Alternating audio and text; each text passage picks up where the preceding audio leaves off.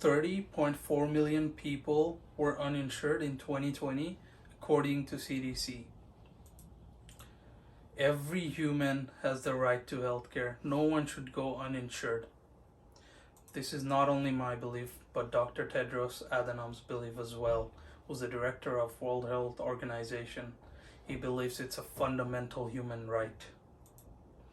Now, Abraham Maslow, who's a renowned American psychologist, he has created this hierarchy that says in order to become the best version of ourselves, we need health.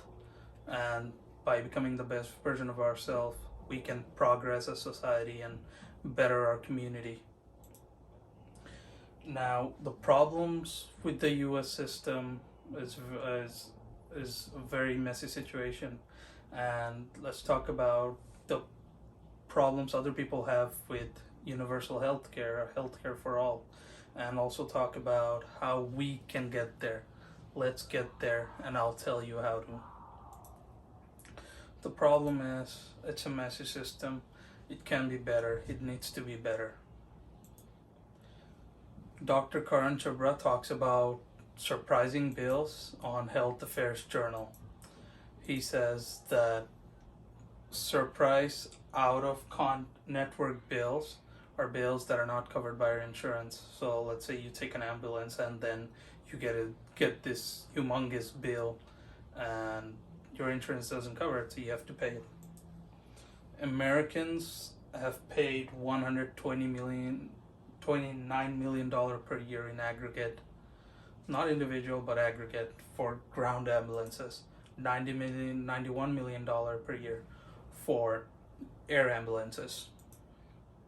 Now, another problem is avoidable mortality. These are the deaths that can be avoided, and US is the worst at that because of our system, according to Healthcare Quality and Access Index. David Floyd of Investopedia talks about how we go into debt because of inelastic demand. There's no alternative to healthcare, just like there's no alternative to water. We have to go to doctors, we have to go to hospital. And even if it's expensive, we have to go into debt to take care of ourselves.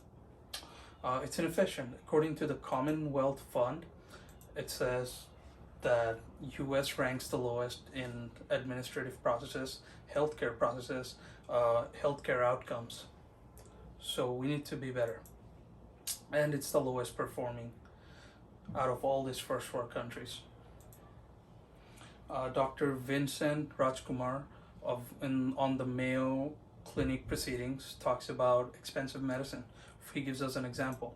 Humalog, which is an insulin for diabetics, was $21 in 1999.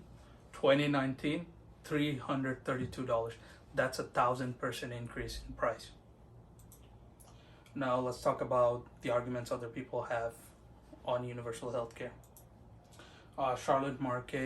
Charlotte Marquet talks about these issues and she resolves them by providing other sources as well, which I'll mention. Governments are wasteful. Governments will not be more wasteful with universal healthcare. US spends 17.1% of GDP on healthcare, whereas OECD countries, first world countries that use universal healthcare, only spends 8.8% of it. Dr. Alison Galvani on the Lancet talks about how it won't be more expensive. We'll actually be saving money. We'll save 13%, which is $450, $50 billion annually. Now, other people argue that we have to take care of our family, we can't afford to take care of others, but in reality, we actually lose out money by not caring for people because it worsens our economy because they're not able to work, they're not able to contribute because of their bad health.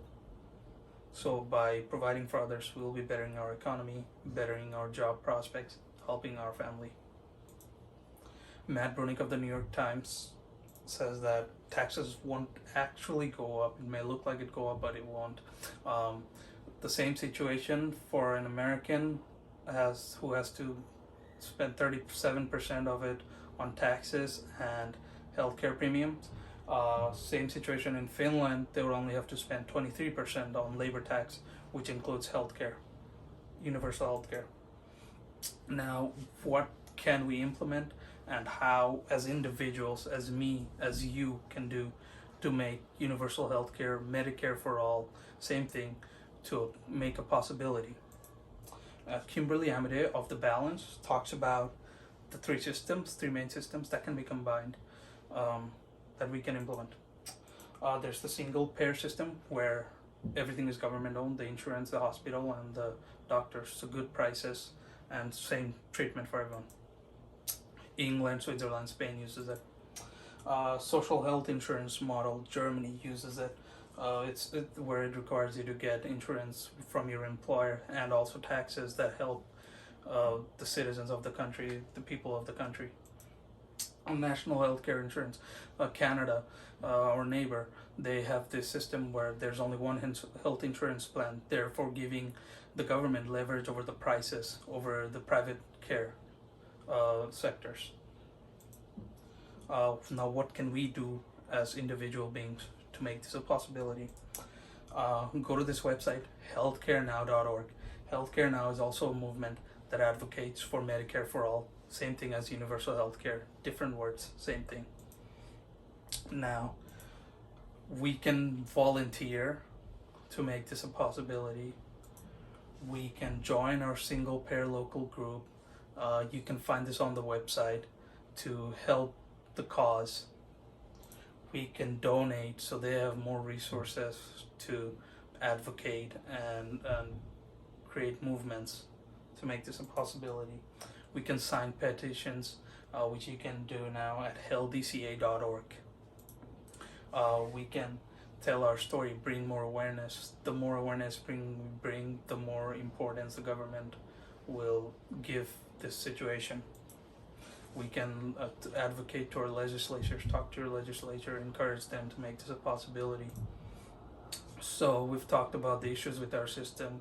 We have resolved the arguments other people have against universal health care, and we've talked about how to get there and what to implement. Problems such as surprise bills, avoidable mortality, and such, arguments such as high taxes or government will be wasteful, which we talked about that it is not. We actually save money. Implementation, the single payer system, the national health insurance, and we need to get involved, donate, volunteer, join a local group, sign petitions. Do you still think that we do not deserve universal health care or Medicare for all? And ask yourself this: what can I do to make this a possibility? Thank you.